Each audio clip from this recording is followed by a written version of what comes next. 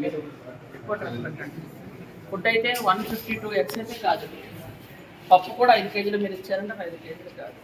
పిల్లలు మీకు క్లియర్గా చెప్తాను, నేను రావడానికి కారణం కూడా పేరెంట్స్ కంప్లైంట్ చేశాను భోజనం బాగాలేదు, లేకపోతే ఈ మూలకి ఎదుర్కొంటాను.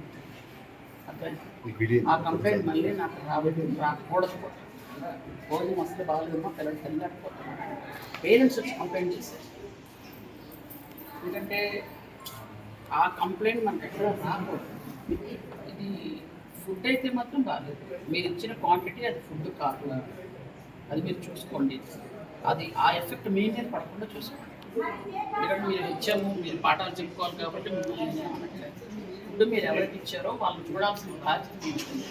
కానీ మీరు చెప్పండి, ఇప్పుడు మీరు చేసుకున్నాం 150 గుడ్లు ఉంటాయా, మీరు ఇచ్చారు అవి ఉంటాయా? ఖచ్చితంగా ఉండదు, 100% ఉంటుంది. నేను మీకు ఇప్పుడు 150 గుడ్లు మళ్ళీ బుక్లో చూపిద్దామా? ఎంత ఉంటుందో తింటామా? ఇంట్లో అందరూ వండుకున్న వాళ్ళమే కదా, అందరం ఆడవాళ్ళమే కదా.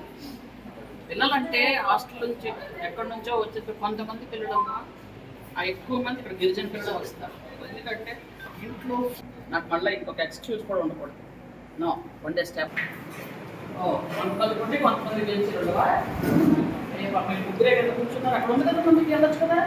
ఇక్కడికి వెళ్ళాను, అందరికి వెళ్ళాను, అందరు బెంచీల మీదకి వెళ్ళాను. అందరు కొంతమంది అలాగే కొంతమంది ఇలాగే అంటే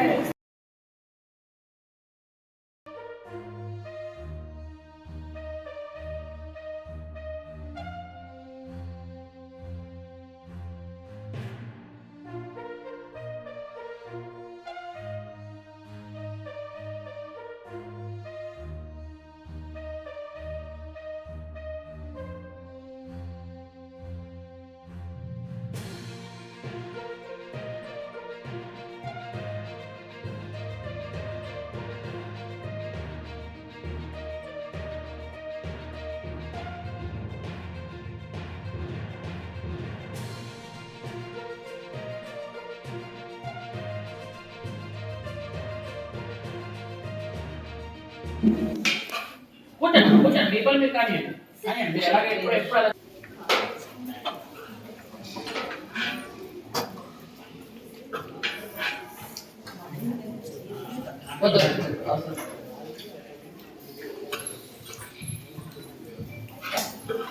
ఇక్కడ చేస్తారా? ఈ భోజనం చేస్తారా?